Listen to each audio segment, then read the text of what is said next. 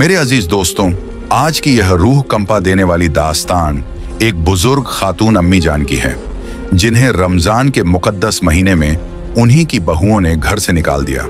जलते सूरज के नीचे तपती जमीन पर वह बेजार, बेहाल और बेसहारा पड़ी थीं। भूख और प्यास ने जिस्म की आखिरी ताकत तक निचोड़ ली थी। आंखों के सामने अंधेरा छा रहा था। लू के थपेड़ों ने जिस्म को बेहिस कर दिया था। कोई उनका हाल पूछने वाला तक न था। कांपते होंठों से बस एक दर्द भरी सिसकी निकली, या अल्लाह, मुझसे अब और नहीं चला जाता। उनकी हर हड्डी जवाब दे रही थी। आंखों से आंसू बह रहे थे, मगर पसीने से तर चेहरा और सूखे होंठ ये गवाही दे रहे थे कि उनके सब्र की इंतहा हो चुकी थी। इस दर्दनाक दास्तान को जानने के लिए आखिर तक हमारे साथ रहिएगा। गांव के बीचों बीच एक पुरानी मगर शानदार हवेली जैसी बड़ी कोठी थी। इसी घर में अम्मी जान अपने 6 बेटों के साथ रहती थीं। उनका असल नाम हलीमा बीवी था, मगर पूरे गांव में लोग उन्हें अम्मी जान कहकर पुकारते थे, क्योंकि वह हर किसी के लिए एक माँ जैसी थी। उनका दिल समुंदर की तरह वसीया था, हर किसी के लिए खुला हुआ। गांव के लोग उनकी बड़ी इज्जत करते थे। अगर किसी के घर झगड़ा होता तो वह अपने प्यार और अक्लमंदी से सुलह करा देती। कोई भूखा होता तो अपने हिस्से की रोटी दे देती। गांव की औरतें कहती, अम्मी जान का दिल दरिया जैसा है। उनके 6 बेटे थे, सादिक, अयान, नौमान, रेहान, फिरोज और असद। अम्मी जान ने अपनी पूरी जिंदगी अपने बेटों की परवरिश में लगा दी थी।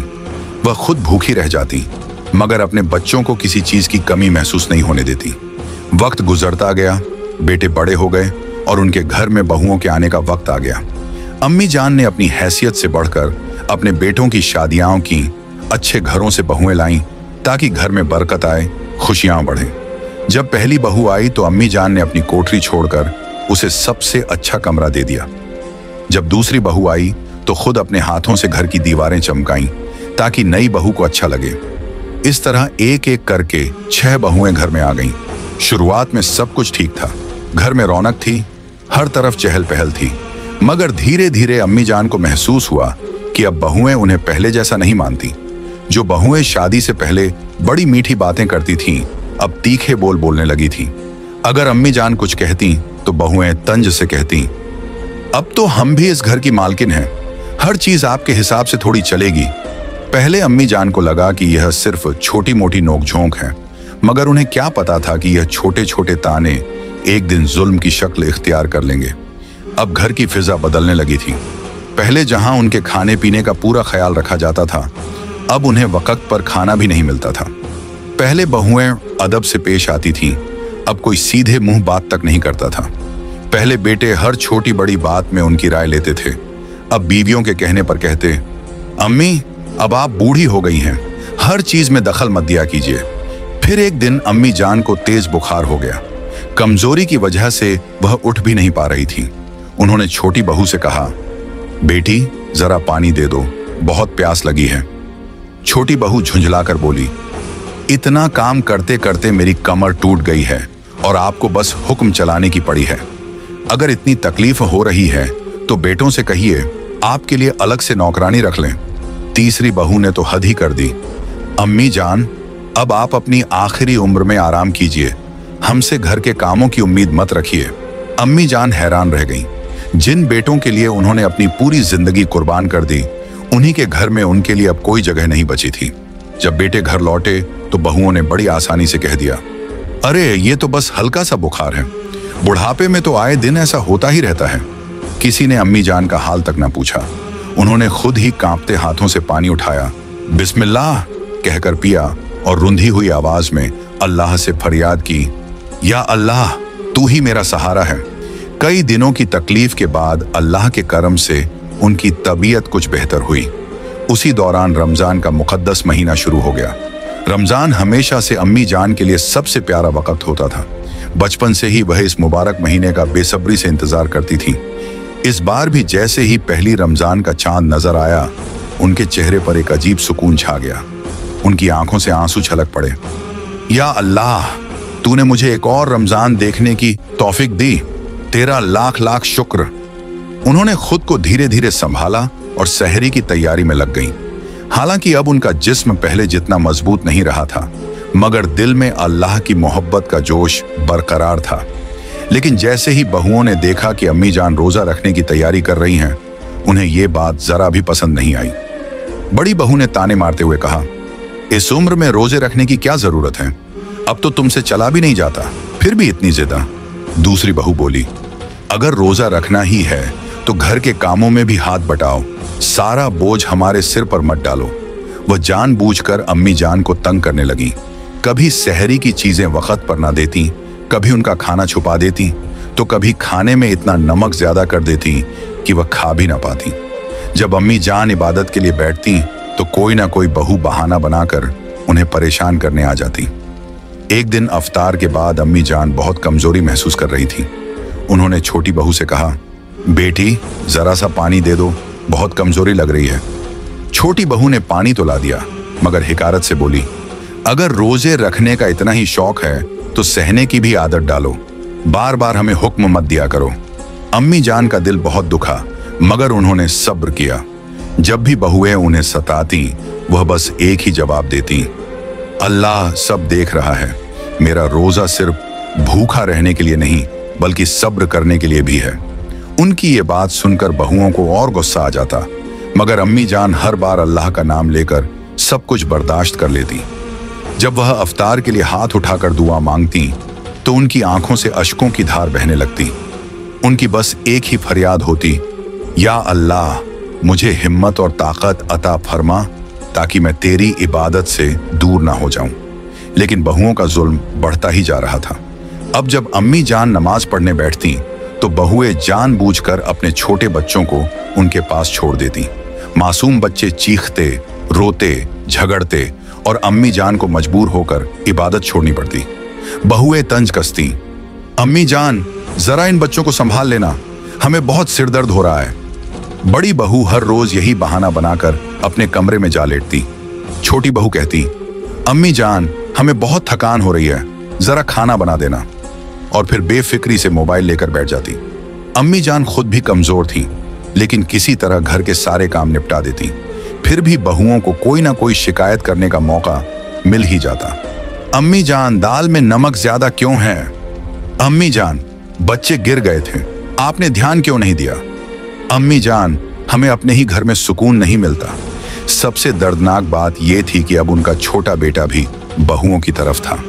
जब अम्मी जान ने हिम्मत करके एक दिन अपनी तकलीफ जाहिर की तो बेटे ने उल्टा उन्हीं को डांट दिया, अम्मी आप घर में हर वक्त झगड़ा क्यों करती हैं? बहुओं को तंग मत किया करो। यह सुनकर अम्मी जान का कलेजा छलनी हो गया। उन्होंने अपनी सारी ताकत समेटकर अल्लाह के सामने रोते हुए दुआ मांगी, ऐ अल्लाह अगर मुझसे कोई गलती हुई हो तो मुझे माफ कर दे, लेकिन अगर मैं बेगुनाह हूं तो तू ही मेरा इंसाफ कर। अभी उनकी आंखों से आंसू गिर ही रहे थे कि तभी बड़ी बहू गुस्से में तेज कदमों से उनके कमरे में दाखिल हुई। उसका चेहरा गुस्से से तमतमा रहा था। अम्मी जान आप यहाँ आराम से बैठकर नमाज अदा कर रही हैं और उधर मैं अकेली सारा घर संभाल रही हूँ। बड़ी बहू गुस्से से चीख पड़ी, बाकी सारी बहुएं तो अपने मायके चली गई हैं और आप बस इबादत में लगी रहती हैं। घर का सारा काम आखिर कौन करेगा? चलिए उठिए और फौरन मेरे साथ काम में लगिए। अम्मी जान ने ठहरते हुए नरमी से जवाब दिया, बेटी मैं रोजे की हालत में हूं, मुझसे ज्यादा मेहनत वाला काम नहीं होगा, लेकिन जितना मुझसे हो सकेगा मैं कर दूंगी। मगर बड़ी बहू को यह जवाब बिल्कुल पसंद नहीं आया। उसने ताने मारते हुए कहा, बस बहाने मत बनाइए। जब खाने का वक्त आता है तो आपको भूखा लगती है, और जब काम करने की बारी आती है तो रोजे का बहाना बना लेती है। जल्दी चलिए। इतना कहकर उसने अम्मी जान का हाथ जबरदस्ती पकड़कर उन्हें खींचा और रसोई में ले गई। गर्मी और रोजे की कमजोरी ने पहले ही अम्मी जान को निढाल कर दिया था, मगर फिर भी उन्होंने सब्र से काम लिया और बहू की मदद करने लगी। थोड़ी ही देर में उनकी हालत और बिगड़ने लगी। हाथ कांपने लगे, आंखों के आगे अंधेरा छाने लगा, जिस्म जवाब देने लगा, मगर बहू को कोई रहम नहीं आया। अभी बहुत काम बाकी है, जल्दी जल्दी हाथ चलाइए। बड़ी बहू ताने देती रही। अम्मी जान के जिस्म में अब और हिम्मत बाकी नहीं थी। आखिरकार ज्यादा मेहनत की वजह से उनके कदम लड़खड़ाए, सर चकराया और वो बेहोश होकर जमीन पर गिर पड़ी। लेकिन बड़ी बहू पर इसका कोई असर नहीं हुआ, उल्टा वो और ज्यादा गुस्से में आ गई। ये नाटक मेरे सामने मत कीजिए। अम्मी जान उठिए और काम पूरा कीजिए। मगर अम्मी जान दर्द के मारे हिल भी नहीं पा रही थी। उनका जिस्म जैसे बेजान हो गया था। बड़ी बहू का गुस्सा और बढ़ गया। उसने बेरहमी से उनकी बाजू पकड़ी और जमीन पर घसीटते हुए दरवाजे तक ले गई। फिर उन्हें बेदर्दी से घर के बाहर फेंक दिया। अगर आपसे घर का काम नहीं होता तो बाहर बैठिए, यहां रहने की कोई जरूरत नहीं। अम्मी जान दर्द से कराह रही थी, मगर उन्होंने कोई शिकवा नहीं किया। बस अपनी सूखी आंखों से आसमान की तरफ देखा और हल्की आवाज में कहा, या अल्लाह, तू सब देख रहा है। वो वहीं जमीन पर पड़ी रही। उनके जिस्म में अब हिलने की भी ताकत नहीं थी। उधर बड़ी बहू चैन की सांस लेकर इत्मीनान से घर के अंदर चली गई। मगर अल्लाह की लाठी बेआवाज होती है। अगले ही पल जब बड़ी बहू किचन में वापस गई तो अचानक उसका पैर फिसला और वो सीधा उबलते हुए तेल के बड़े बर्तन पर जा गिरी। आहा हा! तेज चीख से पूरा घर गूंज उठा। जैसे ही उसका जिस्म गर्म तेल में गिरा, वो दर्द से बुरी तरह चीख उठी, बचाओ, जल गई, जल गई। उसकी दहला देने वाली चीखें पूरे घर में गूंज रही थीं। घर में मौजूद उसका शौहर, देवर और बाकी घर वाले घबराकर दौड़ पड़े। जैसे ही उन्होंने किचन का मंजर देखा, सबके होश उड़ गए। बड़ी बहू उबलते तेल में गिरी तड़प रही थी। अल्लाह, जल्दी करो, इसे बाहर निकालो, उसका शौहर चिल्लाया। देवर ने किसी तरह कपड़ा लिया और बड़ी मुश्किल से उसे जलते तेल से बाहर निकाला। मगर बहुत देर हो चुकी थी। उसका पूरा बदन झुलस चुका था। चेहरा इस कदर जल गया था कि पहचानना मुश्किल था। उसी वक्त बाकी बहुएं जो मायके गई हुई थीं वापस लौट आईं। जैसे ही उन्होंने ये खौफनाक मंजर देखा, उनकी रूह कांप उठी। छोटी बहू कांपती हुई बोली, या अल्लाह, ये क्या हो गया? बड़ी बहू दर्द से कराह रही थी। उसका जल चुका चेहरा, झुलसे हुए हाथ पैर। बाकी बहुएं डर के मारे सहम गईं। एक और बहू हकीकत को समझते हुए बोली, हमने तो कभी सोचा भी नहीं था कि ऐसा कुछ हो सकता है। डॉक्टर ने पूरी कोशिश की, मगर आखिर में यही कहा, हम इसे बचाने की हर मुमकिन कोशिश करेंगे, मगर इनका चेहरा और जिस्म अब हमेशा के लिए जल चुका है। ये पहले जैसी कभी नहीं हो सकेगी। डॉक्टर की ये बात सुनते ही सब बहुओं के पैरों तले जमीन खिसक गई। उसका शौहर अब तक सदमे में था। आईसीयू में घंटों इलाज चलता रहा। जब उसकी हालत बेहतर हुई तो अतीत की सारी तस्वीरें उसकी आंखों के सामने घूमने लगीं। अम्मी जान को धक्के देकर घर से बाहर निकालना, तेज धूप में उनकी बेबसी, रोजे की हालत में उनकी लाचारियां, अब सब कुछ याद आ रहा था। बड़ी बहू की आंखों से आंसू बह निकले। उसने कांपते हुए अपने शौहर का हाथ पकड़ा और सिसकते हुए कहा, अल्लाह ने मुझे मेरे गुनाहों की सजा दे दी। यह सब मेरी करनी का अंजाम है। शौहर अब तक नहीं समझ पाया था कि उसकी बीवी ये सब क्यों कह रही है। तुम क्या कह रही हो? उसने हैरानी से पूछा। बड़ी बहू ने शर्मिंदगी से सर झुका लिया और सारा सच बयान कर दिया। क्या तुम सच कह रही हो?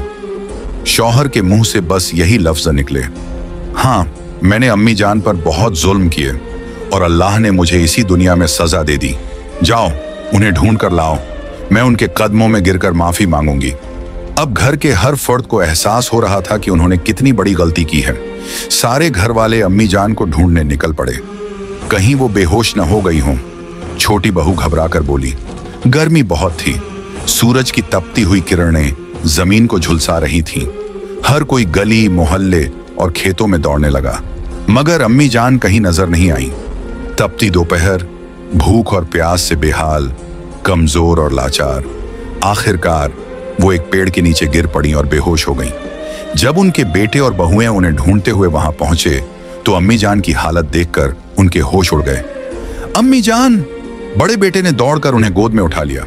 उनकी सांसें धीमी हो रही थीं, होंठ सूख चुके थे, चेहरा हल्कान था। छोटे बेटों की आंखों से भी आंसू छलक पड़े। या अल्लाह, हमने अपनी मां के साथ ये क्या कर दिया? सब मिलकर अम्मी जान को अस्पताल की तरफ दौड़े। डॉक्टर ने जांच की और अफसोस से सिर हिलाया। ये कई दिनों से भूखी प्यासी हैं, जिस्म बहुत कमजोर हो चुका है, इन्हें सही से खाना भी नहीं मिला, हालत नाजुक है। अगर थोड़ी देर और होती तो शायद। बेटों का दिल बैठ गया। बड़ी बहू जो अपने बिस्तर पर दर्द से तड़प रही थी, जब ये खबर सुनी तो उसकी चीखें निकल गईं। या अल्लाह, मैंने क्या कर दिया? अब बेटे भी पछता रहे थे। हमने अपनी मां का खुद ख्याल क्यों नहीं रखा? काफी देर बाद अम्मी जान को होश आया। उन्होंने अपनी सूखी आंखें खोली। सामने उनके बेटे खड़े थे, आंखों में पछतावे के आंसू लिए हुए।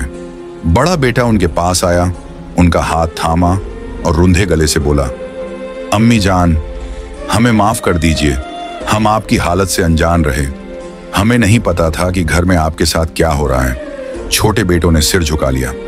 हमने आपको आपकी बहुओं के रहमो करम पर छोड़ दिया, हमें माफ कर दीजिए अम्मी जान।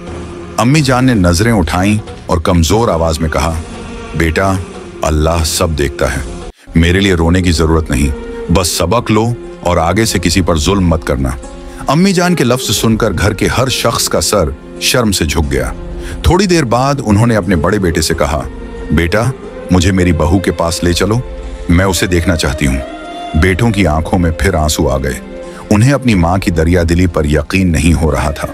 जब अम्मी जान बड़ी बहू के कमरे में पहुंची तो बड़ी बहू ने जैसे ही अपनी सास को देखा, उसकी आंखों से आंसू बहने लगे। तड़पते हुए बोली, अम्मी जान, मैंने आपके साथ बहुत जुल्म किया। अल्लाह ने मुझे मेरे गुनाहों की सजा दे दी, लेकिन आप मुझे माफ कर दीजिए।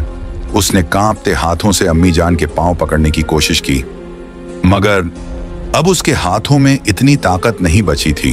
अम्मी जान ने अपने बेटे को देखा, फिर बड़ी बहू की तरफ, एक गहरी सांस ली और कहा, बेटा, मैंने तुम्हें हमेशा अपनी बेटी माना था, लेकिन तुमने मेरे साथ क्या किया। बड़ी बहू फूट फूट कर रोने लगी। बाकी बहुएं भी वहां आ गईं और सबने मिलकर अम्मी जान के कदमों में सिर रखकर माफी मांगी। हमने आपको तकलीफ दी, हमें माफ कर दीजिए।